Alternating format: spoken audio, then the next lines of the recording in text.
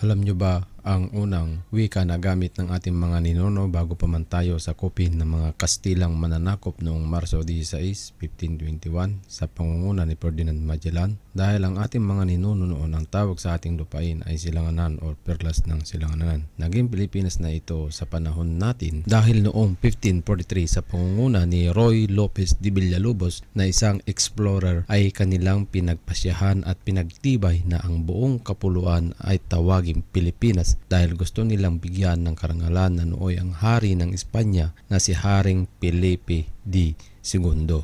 Kaya umpisa noon nasakop tayo ng mga Kastila ay maraming nabago mula sa ating mga lengguwahe at kultura dahil mula 14th hanggang 18th century ay ang wikang baybayin patuloy na ginagamit ng ating mga ninuno noon. Sa paglipas ng panahon ay nabago ito dahil na rin sa naimpluwensyahan tayo ng mga mananakop. Kaya ngayon sa pamagitan ng munting nating channel na ito ay ating sariwain at alamin kung saang lugar sa bansang Pilipinas ginagamit ang wikang baybayin. Bago tayo mag-umpisa, intro muna tayo.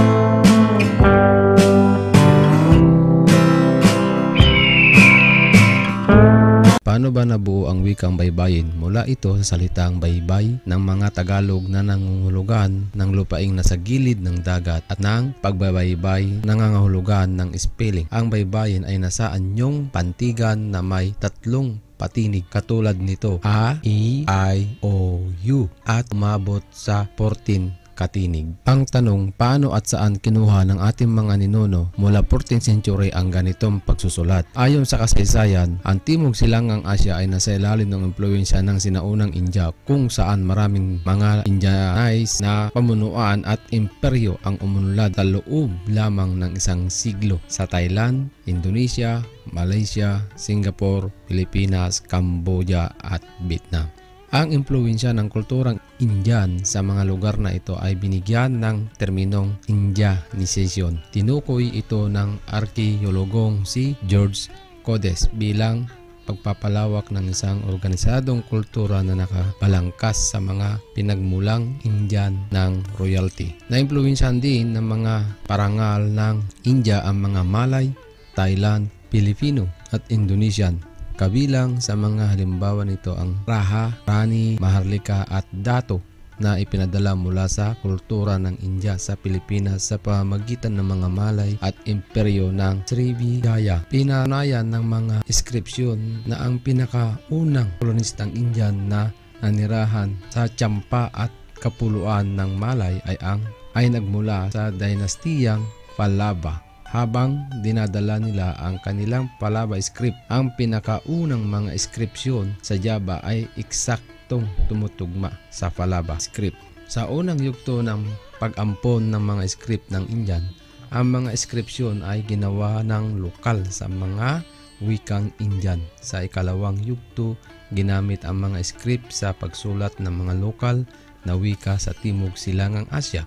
Hanggang sa paglipas ng panahon, ang script ng India ay lumaganap sa iba't ibang bahagi ng Asya, kasama na ang Pilipinas. Narito ang mga lugar sa ating bansang Pilipinas. Ang mga gumagamit ng script kung tawagin sa rehiyong Katagalugan ay baybayin, tulad ng Maynila or Metro Manila, Calabarzon, Southern Luzon, sa probinsya ng Bulacan, Bataan, Nueva Ecija, Aurora Province, Central Luzon, at pati sa isla ng Marinduque at Mindoro.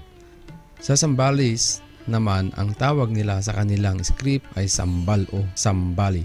Ang gumagamit sa wikang Sambal ay sa Santa Cruz, Candelaria, Masinloc, Palawig at iba Zambales. Ito rin ay ginagamit sa probinsya ng Pangasinan, Infanta, Panisian, Quezon Province at Palawan. Sa Ilocos naman, ang kanilang script kung tawagin ay Coritan at ginagamit din ito sa lambak ng Cagayan, Cordillera Region at umabot din ito sa ilang bahagi ng Central Luzon tulad ng La Union at Dagupan. At sa Bicol naman, ang tawag sa kanilang script ay Asahan, Halos maraming lugar sa Bicol ang gumagamit nito at na-adapt din ito ng ilang bahagi ng Calabarzon. Sa dakong Visayas ay meron din silang gamit na script kung tawagin ay Badiit.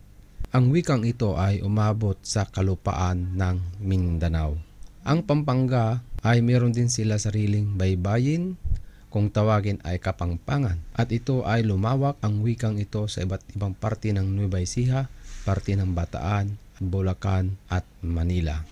Kaya ating alalahanin at ipagmalaki sa buong mundo dahil napakasagana ng kasaysayan ng ating bansa at dapat ito ay ating ibahagi hanggang sa salin lahi tulad ng ginagawa ng ating ahensya. Kung inyong napapansin sa mga hawak ninyong mga passport, sa ikatlong pahina dito nakaimprinta ang sinaunang wika. Maraming salamat. Bye-bye.